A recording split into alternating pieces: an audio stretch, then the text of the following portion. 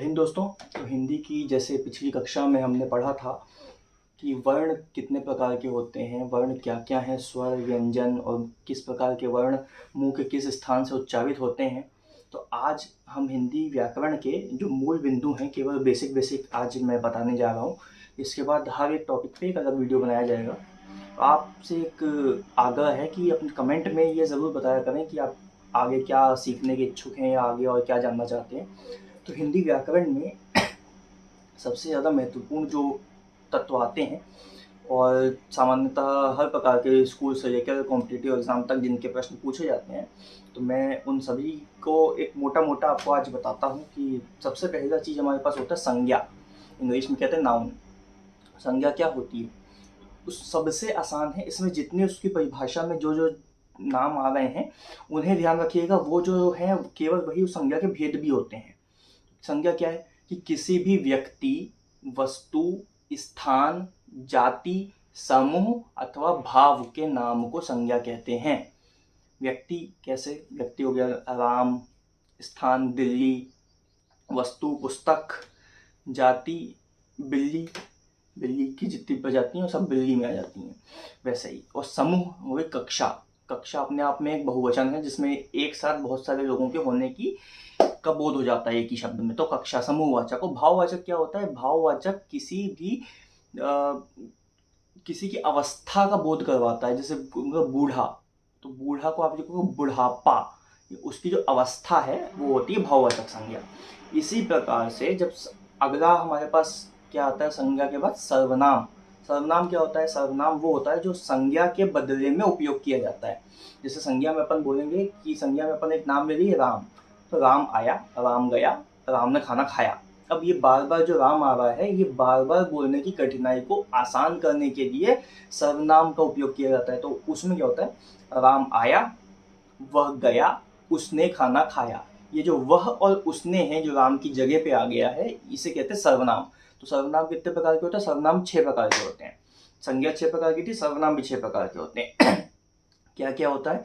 पुरुषवाचक सर्वनाम, निश्चयवाचक सर्वनाम, अनिश्चयवाचक सर्वनाम, निजवाचक सर्वनाम, संबंधवाचक सर्वनाम और प्रश्नवाचक सर्वनाम। तो ये 6 प्रकार के सर्वनाम होते हैं। उसके बाद तीसरा चीज आती है विशेषण। अब जो भी संज्ञा हो गई चाहे सर्वनाम हो गए, इन दोनों प्रकार के शब्दों की जो शब्द विशेषता बताते हैं वो होते हैं विशेषण। किसी की विशेषता बताने वाले शब्द होते हैं विशेषण। जिसकी विशेषता बताई जा रही है उसको कहा जाता है विशेष्य। ठीक है, तो विशेष्य मतलब आप समझ लीजिए सेव है। आपको बताना है ये सेव कैसा है? सेव लाल सेव है, तो ये लाल सेव उसके रंग की विशेषता बता रहे हैं, तो ये जो लाल है वो है विशेषण। तो बोलेंगे सेव मीठा है, ये जो मीठा है उसके स्वाद की विशेषता बता रहे हैं, ये जो मीठा है ये हो गया विशेषण। इसी के बाद वाक्य रचना जो होती है हमारी सामान्य, उसमें चाहे इंग्लिश हो तो उसमें भी 3 चीजें कॉमन होती हैं। क्या होता है? Subject, object, verb. उसी को हिंदी में क्या कहेंगे? कर्ता, कर्म और क्रिया। कर्ता कौन है? जो काम जिसके द्वारा किया जा रहा है वो होता है कर्ता। कर्म जो कार्य किया जा रहा है वो है कर्म। और क्रिया जो किया जा रहा है मतलब जिसको किया जा रहा है वो है कर्म। और जो घटना हो रही है, जो जिसमें गति है एक, वो है क्रिया। जैसे राम ने खाना खाया। अब राम हो गया कर्ता, खाना है कर्म, और खाया जो खाने की क्रिया हो गई, खाना जो खा रहा है वो है क्रिया, तो ये हो गई क्रिया। उसके बाद हमारे पास होता है क्रिया विशेषण। ऐसे शब्द जो क्रिया की विशेषता बताते हैं। पहले वाला जो सामान्य विशेषण था वो बता रहा था संज्ञा और सर्वनाम की विशेषता। जो क्रिया विशेषण है वो बता रहा है किसकी? क्रिया की विशेषता। राम दौड़ता है, ये सामान्य वाक्य हुआ। अब इसमें हमने बताता है राम कैसा दौड़ता है? राम तेज दौड़ता है। ये जो तेज दौड़ना है ये हो गया क्रिया विशेषण। दौड़ना क्रिया है और तेज जो है उस क्रिया की विशेषता बताने वाला शब्द है, तो ये हो गया क्रिया विशेषण। इसके बाद हमारे पास आते हैं शब्द की संधि। जब 2 शब्दों के योग से कोई शब्द एक नया बनता है उसे कहा जाता है संधि। संधि 3 प्रकार की होती है मूलतः। इनको मैं हर एक टॉपिक को एक अलग बड़े वीडियो में प्रॉपर आपको बताया जाएगा। एक अलग से पूरा वृहद इसका वीडियो बनाया जाएगा जिसमें एक टॉपिक को अच्छे से उसमें गहराई में उतर के आपको समझाया जाएगा। और इनमें से किस टॉपिक में आप सबसे पहले वीडियो चाहते हैं उसको कमेंट में ज़रूर बताइएगा। तो हमारा अगला क्या होता है, संधि। संधि 3 प्रकार की होती है। एक होती है स्वर संधि, जिसमें स्वर के उच्चारण जो होते हैं, स्वर का योग होता है नए शब्दों की रचना के दौरान। दूसरी होती है व्यंजन संधि। तीसरी होती है विसर्ग संधि।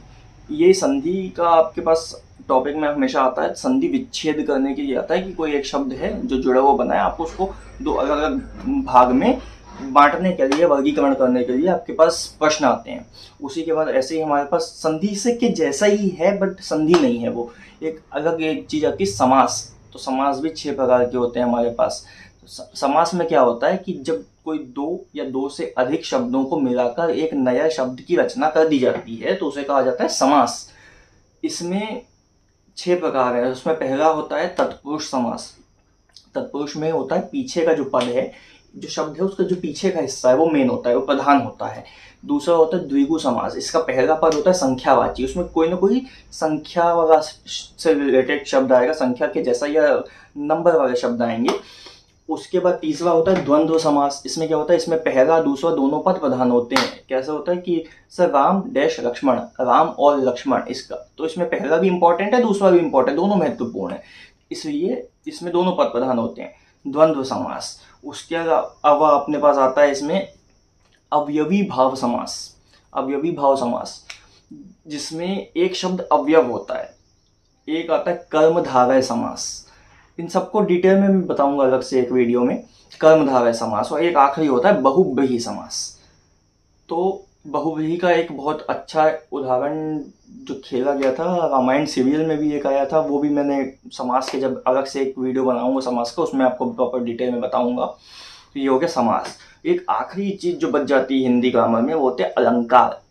अलंकार क्या होता है, अलंकार होता है सज्जा, किसी चीज को सजाना, सजावट, आभूषण, एक उसको बोलने में जो सौंदर्य की उत्पत्ति कर दी जाती है कुछ शब्दों के द्वारा, उसे कहा जाता है अलंकार। तो ये हो गया हिंदी ग्रामर के जो मुख्य मूल बिंदु थे वो हो गए।